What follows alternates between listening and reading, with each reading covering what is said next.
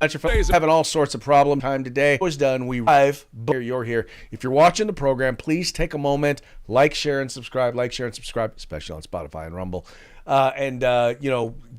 Anyway, hook it up, check it out. We'll look forward to spending some time with you, having you join us. Today is Hump Day. As we said before, Mike is going to be out all this week. He is working with Civil Air Patrol, working with some Utes. Helping to do his community service duty out there. So he's having a good time with the youngins. I'm here, you're here, so we're going to talk about the news as we usually do. And we're going to start off, once again, as we usually do, giving a quick shout out to our sponsors. We're going to start off with Hitman Industries. If you're looking to do a brand new build or you're looking to rebarrel your current rifle, please take a moment and visit hitmanindustries.net. The best in rifles, rifle barrels, all the parts that you'll need in order to be able to do your rebarreling of your rifle, or whether you're looking for a rifle barrel or you're looking for a pistol length barrel, trust me, they've got what you need. And if you're a first responder and you've never bought from them before, then guess what? You get a discount. So once again, check them out, hitmanindustries.net. Then we've got the California Republican Assembly working to help elect conservatives at all level of government, from school board all the way up to President of the United States. They're working in the Golden State to make it golden once again. Ronald Reagan once referred to them as the conscience of the Republican Party. So if you want to be a part of California's future today, join CRA. Then we've got Hog Holsters. You can find them at hogholsters.com. Now, they have the best in concealed carry holsters, tactical holsters, whatever you're looking for, inside the waistband, outside the waistband. And if you go there and you use the discount code The Rundown, all caps, no spaces, one word, just like it is right up there, then you can get a discount on us. So check them out at hogholsters.com. And then finally, if you're looking for tactical gear, if you're looking for outdoor gear, warm weather gear, cold weather gear, wet weather gear, the place to go is uscombatgear.com, where you can get all things tactical except the gun. They're veteran owned and operated, excellent prices, fast shipping, great selection. Check them out once again, uscombatgear.com. Well, there's a lot of talk right now, a lot of talk from folks out there about Joe Biden needing to get out of the race. Now, Joe Biden, let's be clear. Before we get into this what if, the what, where, when, and how, let's be clear. Joe Biden has made it clear. He has stated he is not getting out of this race. He's made it very clear, about as clear as Joe Biden can when he's mumbling. But he's made it clear. He's like, he is not going anywhere. And this raises a difficult issue for Democrats, because if he stays in the race, it's going to be very, very hard for them to run someone against him. They're literally going to have to yank the party nomination from underneath him.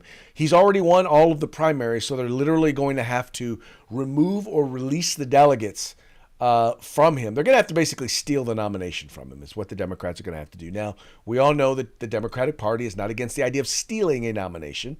Bernie Sanders, they're not afraid of cheating. Bernie Sanders. They're not afraid of cheating at all. But it's a bad look for them. But what they are doing is they are out there right now and they're floating the idea of other candidates to say, because Joe's right now, he's like, I believe I got the best chance to beat Donald Trump. Well, does he? Does he really have the best chance? That's what the polls out there are. That's what the polls out there, or at least that's what he says the polls are saying. But according to the folks over at the New York Post, that may not necessarily be the case. Now, let's talk about who has the best chance. According to the polls that have been done, it appears that Hillary Clinton and Kamala Harris have the best chance of beating Donald Trump and once again, this is after Biden's debate debacle. All right, let's read a little bit here. It says Democrats looking for an alternative to President Biden to lead their ticket got mixed signals from a pair of polls released Tuesday. One survey conducted by Miami-based Bendixson Amandi showed both Vice President Kamala Harris and 2016 Democratic nominee Hillary Clinton doing better than Biden, 81, against the presumptive Republican nominee Donald Trump. But the second survey conducted by Emerson College showed Biden running closer to Trump than any other potential Democratic candidate. and getting a larger share of the vote than anyone except Harris. The BNA poll shows Biden 1 percentage point behind Trump, 43 to 42, and Harris 1 percentage point in front, 42 to 41. Clinton, the former Secretary of State and Senator for New York, leads Trump 43 to 41 with 6% voting third party and 10% saying they were undecided. In the Emerson poll, Trump leads 46 to 43 and opens up a 6 percentage point lead over Harris, 49-43, and a 7-point lead over Clinton, 48-41. All right, now here's why this is. So let me just talk about a couple of issues with what we're discussing here. Number one, national polls, national popularity polls are interesting, but they really don't matter.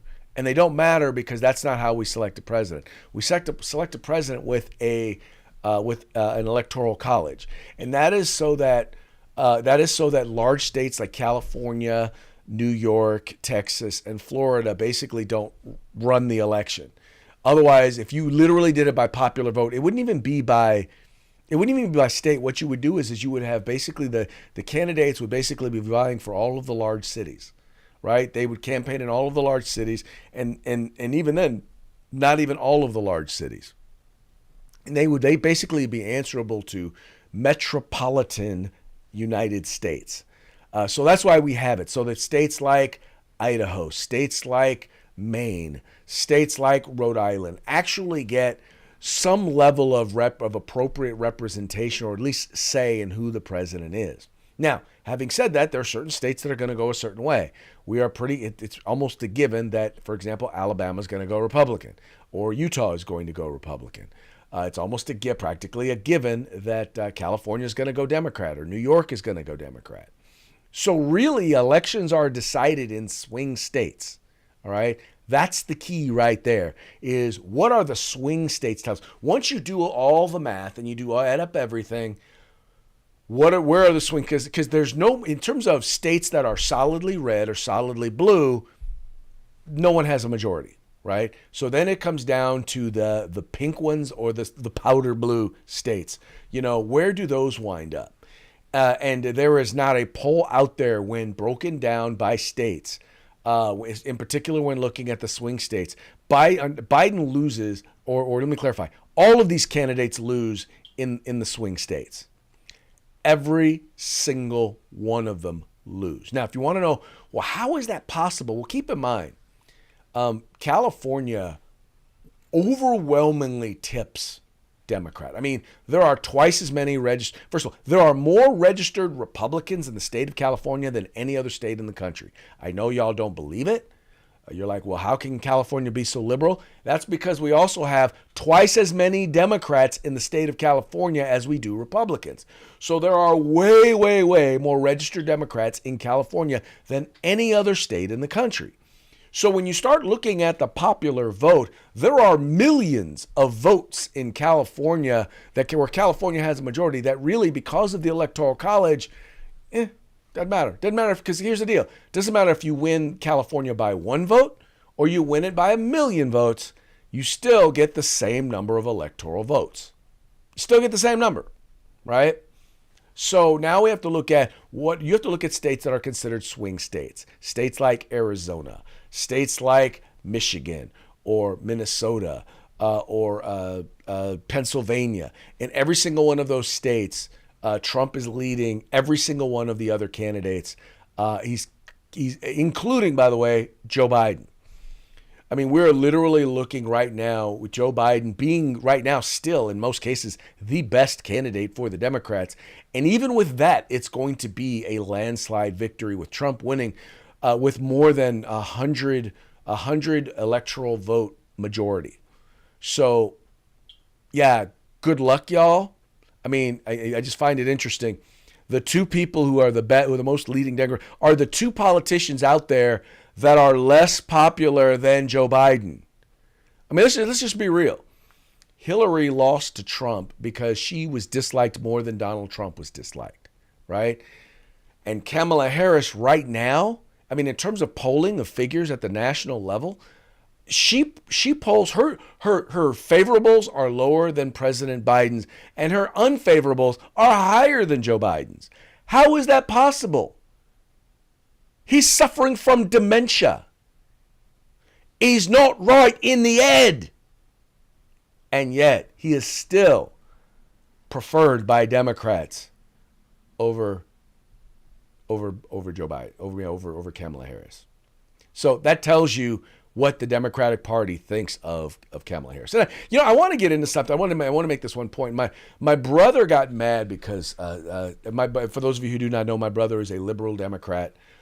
He and I have done politics. We've done political debates here in local media. The Deluge brothers from the right and the left. We've been doing that for a couple of decades now. But he's like, how dare Chip Roy accuse Kamala Harris of being a DEI or affirmative action selection? And he got offended. He's like, well, because he meant it as a pejorative. He meant it to be a negative. I said, dude, because it is. I mean, it's true. I mean, think about this. He decided, Joe Biden said, I am going to select, no matter what, I'm going to select a black woman to be my vice president, my candidate to run with me as vice president. Now, here's what that meant. That meant that no white people were going to be considered. Well, first of all, no men would be considered. Obviously, no Democrats, because he's not gonna. Well, he didn't say he wasn't gonna have a Republican, but I won't go there, or an independent. So I won't go there. But so clearly, it was not going to be a man. I mean, it may be a man who transitioned to a woman, seeing as how, their definition of woman is fluid. But it wasn't going to be a man. They weren't going to be white. I suppose they could be mixed, Latino. But no matter what, they were going to be black. So it was going to be a black female no matter what. So you can argue qualifications all you want. The best that you can say that he can argue is, if he didn't look at anybody else, he selected the best black woman. She was the best black woman in his eyes, right? The most qualified black woman in his eyes. You can't say she was the most qualified woman because he didn't look at women of other race. You can't say she was the best, not even the best black person, because he didn't look at men. She is literally, when race becomes more important than experience and qualifications, then that's a DEI hire. That's affirmative action. That's a DEI hire. Now, what makes it worse is she sucks at the job. I mean, think about that. In a job where your only duty is to wake up in the morning, read the newspaper, and find out if the president is still alive. And believe me, that job right now has even more meaning with Joe Biden being president. But right now, that's her only job. And she sucks at it. She was made the border czar. And yet we've seen more people spill in illegally through our southern border than ever in history. They said we're going to put her over AI. No, she is the definition of artificial stupidity. Or is that natural stupidity? Maybe her stupidity is natural. So maybe they figure they'll counter it. They'll counter artificial intelligence with natural stupidity. The woman, every time she opens her mouth, whoever her speechwriters are, give her these speeches that make her sound like an idiot. I don't know if she is an idiot. I got to imagine you don't become vice president of the United States by being an idiot, but she seems to be the very definition of failing up. She went from being Willie Brown, the Speaker of the California State Legislature, goes from being his girlfriend, mistress, I guess because he was married, I don't know if it was mistress or girlfriend, to being the district attorney in San Francisco, to being the attorney general in California. By the way, in both cases, crime went up during her tenure. To being appointed the senator to the state of California, to being vice president of the United States. Yet, really, you can look at it and doesn't have one major accomplishment except, once again, managing to fail up. Anyway, it's going to be very interesting to see what happens. Joe Biden is hanging on for dear life. I got to imagine that they're probably dosing down on his Parkinson's medication so that he can have a really strong grip, I'm sorry. Okay, that was a tasteless joke. Yes, it was. But anyway, all that having been said, dude is toast. Whether he loses the election or whether they wind up removing him from the ticket, dude's done. And I don't think there's any doubt that he is done. And if there's ever any doubt, well, the fact that the media is now turned against him ought to be a sure sign that dude is toast. And how do we know the media is turned against him? Well, ABC News actually did a piece where they brought in an expert in Parkinson's. And according to this guy, he said, look, it is quite obvious. Joe Biden, yeah, dude is suffering from dementia. Or not dementia, dude is suffering from Parkinson's. Or something Parkinson's-like. Check it out. You noticed anything that gives you a red flag as a doctor? Oh, yeah, I see him 20 times a day in clinic. I mean, it's ironic because he has just such classic features of neurodegeneration. I mean, word finding difficulties, and that's not, oh, I couldn't find the word. That's from degeneration of the word retrieval area. He's also overcome stuttering, though. Could that be part of that, too? No, this is not a palatal issue or a speech discrepancy, which is very different from a lemino dysfunction, actual word retrieval, where you pick a similar question or talk around the issue, plus the rigidity, monotone voice. Wait, go back to that, the rigidity. What do you mean? Rigidity, loss of arm swing, standing up lordotically. You notice when he turns, it's kind of end block turning. It's not a quick turn. That's one of the hallmarks of Parkinson's is rigidity and bradykinesia, slow movement. And he has that hallmark, especially with the low voice. He said was a cold hypophonia. A small monotone voice like this over time is a hallmark of Parkinsonism. I could have diagnosed him from across the mall. Here are some of the symptoms from Parkinson's. We just had him up there on the screen. If we can put him back. What about the movement? Some people have pointed out the way he walks. Sometimes it's not very fast, small steps. Is that something that is common in people who are battling a disease like Parkinson's? Yeah, it's a hallmark. Shuffling gait, we call that, so little steps. Loss of arm swing from the rigidity. When we walk, we have a nice cadence. You notice he doesn't really swing his arms. And end block turning, meaning he kind of pivots around his foot. If you said, hey, President Biden, he wouldn't go like this. So, yeah. But I also know, and tell me if I'm wrong here, it's very hard to diagnose Parkinson's, isn't it? It's not simple. I mean, I've heard that it can be. It's one of the easier movement disorders to diagnose, actually. Right, but it's so clinic. There's very little other. And I'm a Democrat. I always say about this. Right. It's just like this guy is not a hard case. But I've had relatives who have gone through neurological issues, and I've heard that sometimes Parkinson's is not very easy to nail. You have to take a lot of tests. It's early on. If you're just presented with like hallucinations, that could be a variety of things, or just the cognitive problems. That could be Alzheimer's versus Parkinsonism, and that becomes a little nebulous. But once you start manifesting the hallmark motor symptoms, right, slow movement, rigidity, mass facies, hypophonia. I mean, if a med student did not pick Parkinson's on the test, they'd be remediated. So let me ask you, you're a Democrat, you're a doctor. You sound like you're frustrated with what the White House is saying. Yeah. Why? Well, because, I'm an American before everything. And I look at it and say, when I used to see Russia, Soviet Union, North Korea, when they just make outrageous things, like when North Korea can't keep the lights on and they say, oh, it was some faulty power thing. I kind of hate that kind of stuff. They had 4 years, my own party had 4 years to find, this was a wreck in slow motion. And they had 4 years to find out of 350 Americans, one person that could take the place. And here we are the day before school trying to do the homework and replace a guy who's got a neurodegenerative. Now, here's the thing. There is nothing that he said that we haven't noticed that hasn't been there since Biden was running for president. Now, a lot of it wasn't as pronounced as it is now, but it was there. I mean, we saw from the very beginning. I mean, it was, what was it? January, or no, it was March of 2021 when he fell up the stairs of Air Force One. Not once, not twice, but 3 times. And he fell so many times that one year they had to have him start coming. He couldn't go up the big boy stairs anymore. He had to go down the little boy stairs. The verbal gaffes, all of these things. And I loved it how the guy there on NBC, how he kept trying to cover for the president. Well, maybe, he stutters. He's like, that's not how Parkinson's works. It's like you don't just make up words or run words together. That's not stuttering, right? Y'all know what stuttering is. That's not stuttering. The thing is that this guy who, once again, is an expert in Parkinson's, he's been seeing this now for 3 years. I've been pointing out, conservatives have been pointing it out for years, since the campaign.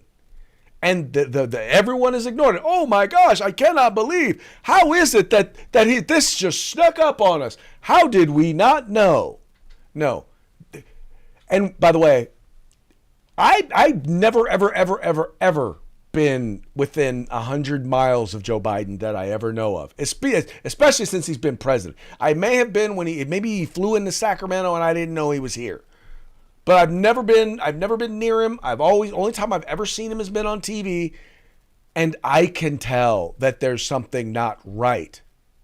Now, the people in the White House press pool, they're there all the time. They see him all the time. The people who follow the president around, who fly around on the plane, on Air Force One with him, they see him all the time. How do you tell me you didn't know? You can't, at least, no, let me clarify. You can't say you didn't know. You can't tell me you didn't know, but I know you would be lying. And you know they would be lying. And sadly, they're going to get away with it. Because right now they're like, oh my God, now you're seeing all these jokes.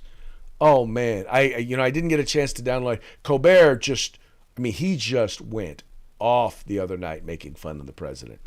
And rightfully so. I mean, I hate to say this, but he's a comedian. And if you're going to be a comedian, you see something funny.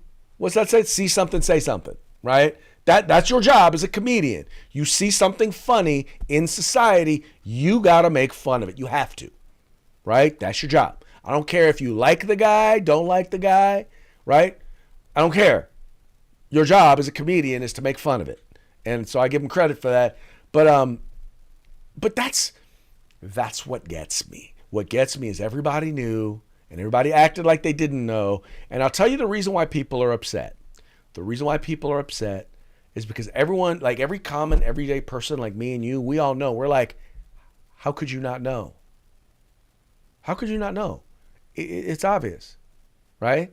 I've had family members who deal with Parkinson's who've dealt with a mental and physical decline. You see it.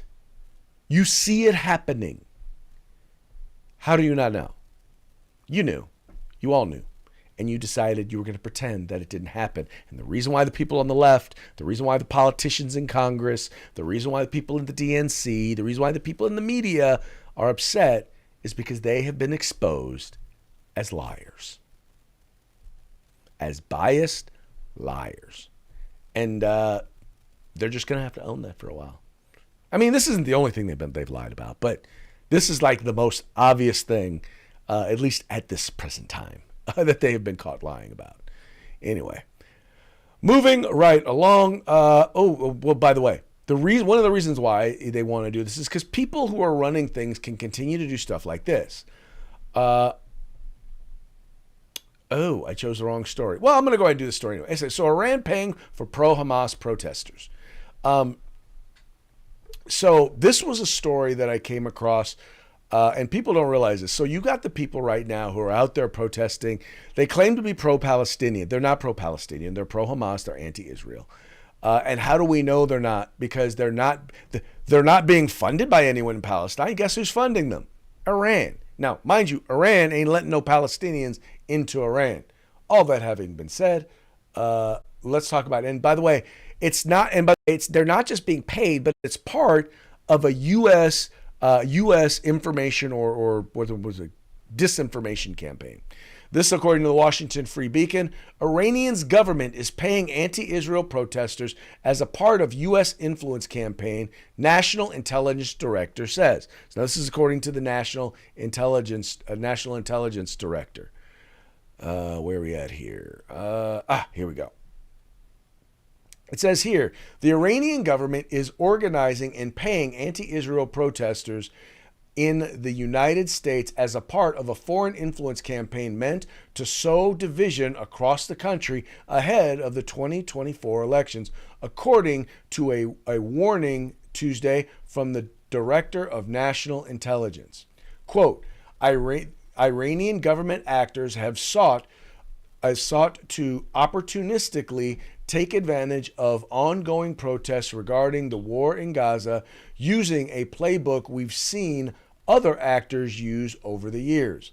Director of National Intelligence Avril Haines wrote in a rare public statement, quote, we have observed actors tied to Iran's government posing as activists online, seeking to encourage protesters and even providing financial support to protesters. Let me say that again. Even including financial support for protesters. What does that mean? That means they writing them checks. And that's by the way, just so you know, that's how all of the protests on the left work. They're almost the bunch of them are funded by people who hate America. There's George Soros, there's Iran, there's North Korea, Russia, China. All of them can be found if you go and you do a little bit of digging. There are instances where they have identified the fact that these folks are getting paid, that there are people getting paid in order to protest the United States. Trying to take advantage of that cough button, let me tell you. Anyway, so when you see a lot of these protests, I mean, even a lot of the union, a lot of protesters you see out there, the SEIU, they're out there, they're paid union members. They're out there and they're protesting against businesses. They're protesting for policies because, well, let's just be honest. They don't like the way America is. I won't necessarily say they hate America. They just want to transform it fundamentally, which basically means they hate America, or they hate it the way that it is. And it's important to know that they're willing to put their money where their mouth is. And that's something that we as conservatives, that we need to start to really think about. We need to really start thinking about, are we willing to put our money where our mouth is when it comes to supporting our candidates, when it comes to supporting the organizations that are fighting for our rights, when it comes to supporting individuals to get them to go out and be engaged in the public square, right? You've got people who are doing it who are volunteers who are doing it part-time while they got other jobs. At the same time, they're literally going up against professionals. And in some cases, it looks like Olympic basketball before the dream team, right? We used to be the best at it, and then eventually over time, other countries got better at it, or other places or other people who hate America got better at it, until then we decided, you know what? We're going to bring out the professionals. And that's what we really need to consider, whether or not we need to do more to be supporting the individuals and the organizations that are fighting for our fundamental rights. If you do not invest in organizations like the Heritage Foundation, like the Firearms Policy Coalition or Gun Owners of America, if you're not supporting organizations that are standing up once again for our fundamental rights, then you're part of the problem. If you're not contributing to candidates whose values you believe in, and that may not necessarily be all Republicans, but if you're not endorsing candidates, or if you're not putting money behind candidates or giving of your time, talent, or treasury in your local community, then if maybe you say you don't have time. Well, if you don't have time, kick in a little cash. Do something. Invest. Because let me tell you something. There are people spending money to influence politics in the United States, and many of them do not have our best interests at heart. They just don't. Disagree with me? Encourage you to comment. Anyway, moving right along. We've now got Sotomayor. So this is a story that came out that has come out overnight, and I want to read this to you. So evidently, one of the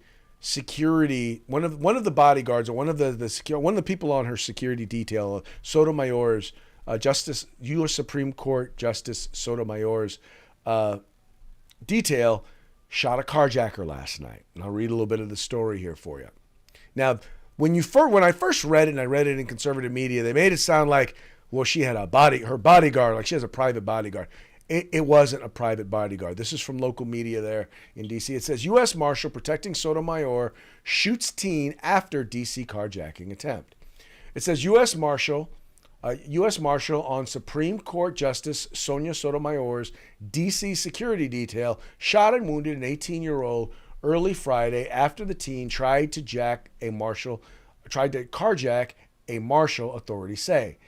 DC's Metropolitan Police Department and court documents gave an account of what happened at about 1:15 a.m. Friday in Northwest. The marshals were on Sotomayor's security detail, law enforcement sources told News 4 on Tuesday. Two marshals were parked in separate vehicles when Kentrell Flowers, 18, of Southeast, got out of a vehicle, approached the marshal, and pointed a gun at him in apparent attempt to carjack him. Police said in a statement, Flowers got out of a silver minivan and pointed a gun through the driver's side window, a criminal complaint said. The marshal drew his gun and fired several shots.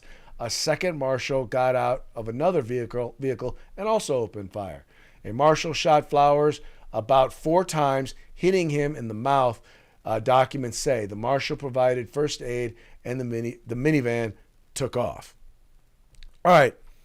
So a lot of people want to make it sound like, well, if Sotomayor, she doesn't believe, because by the way, in her dissent to both the Bruen decision as well as Heller, or when she spoke to Heller, I don't recall if she was. I don't believe she was on the Supreme Court when Heller was decided.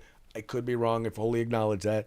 But anyway, she did reference it, and she basically says, look, she doesn't see any fundamental right to self-defense. She does not believe that there is a fundamental right for someone's ability to be able to defend themselves. So why should someone, in particular, there's not a right for someone to own a gun in order to be able to defend themselves. That's her position. And so she's like, well, you have armed security, you have an armed bodyguard. Well, first of all, okay, let's just be real. Number one, nobody tried to carjack Sotomayor. No, they tried to carjack a U.S. Marshal. If there's a real story here, it's how this idiot, and I feel quite comfortable calling him an idiot, decided to carjack a U.S. Marshal.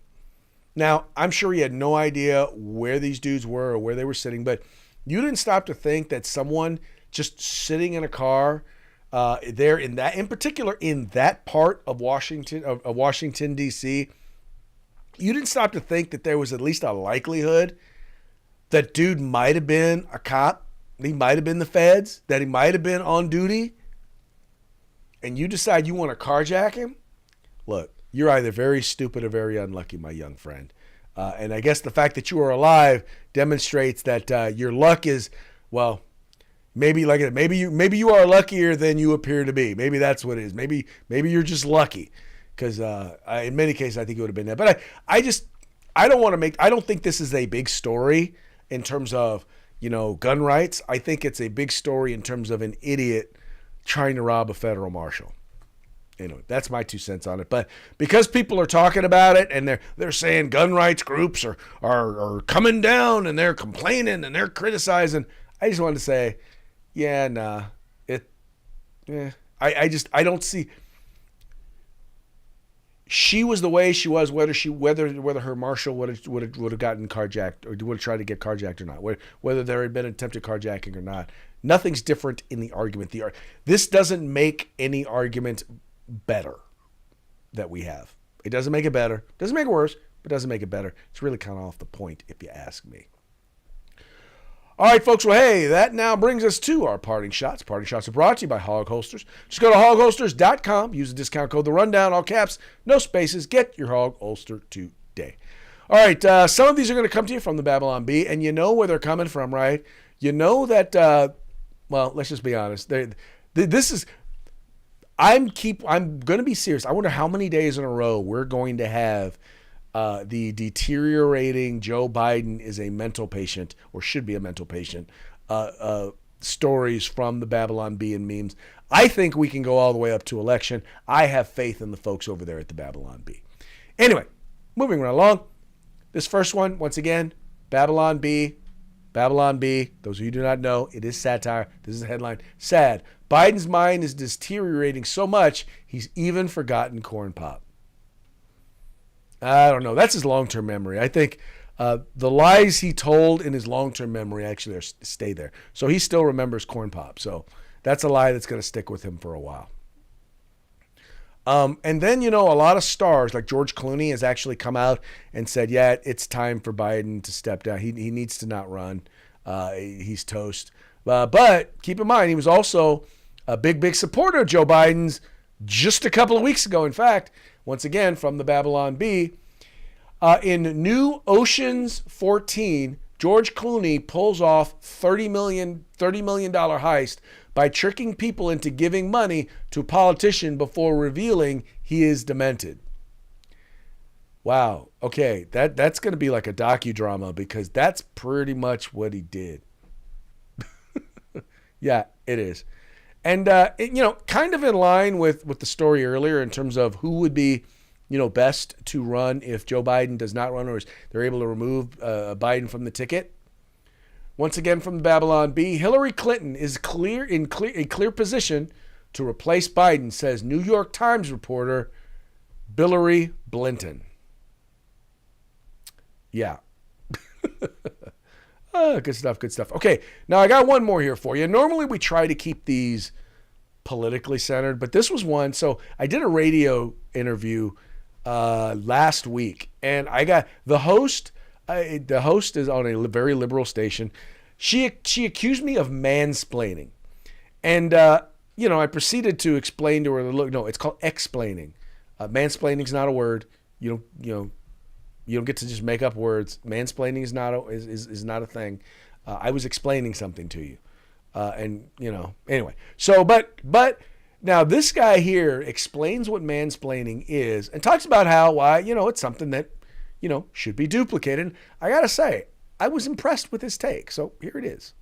Mansplaining is something that should be normalized and celebrated. And I'm going to tell you why. When men explain things to other men, we fully explain both the problem and the solution in one go. And if the man on the other side already understands the problem, he will bluntly look you in the eye and go, let's just skip ahead, I already know this. Knowing that the explainer will appreciate the efficiency and urgency to solve the problem. We know that the explainer isn't patronizing or belittling us. He's simply laying out the pieces to solve the logical puzzle. And he's doing it because he cares. But how do women perceive this? Women are feelers. So they feel like they're being talked down to and just take immediate offense. They also famously never want to hear solutions. They would rather discuss their current feelings than eliminate the problem causing them to feel that way. So men are trying to help women solve problems quickly out of love and care. And rather than being appreciated and thanked for those actions, they're being rewarded with labels of mansplaining and toxic masculinity.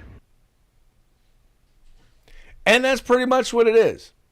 I could not have explained it any better, because that's what we do. And what I was explaining was I thought it was important for people. Here's the thing: when I'm going on shows, when I'm debating, when I'm talking about stuff, I'm not necessarily looking for agreement. I'm looking for someone to understand what I am saying. And when you clearly say something, where you are either you are misrepresenting what I'm saying, I'm going to believe one of two things. Either you don't understand what I'm saying, or you are deliberately being obtuse and lying. Neither one of which is permissible. Now, I'll be nice to you because I believe you. Maybe you didn't understand. I'm not going to assume that you are an evil cantankerous witch, whatever you want to call it. I'm not going to assume that about you. I'm going to assume that you probably just didn't get it. So I will explain it. And not allow, at the very least, I'm not going to allow you to misrepresent what it is that I'm saying or what my positions are.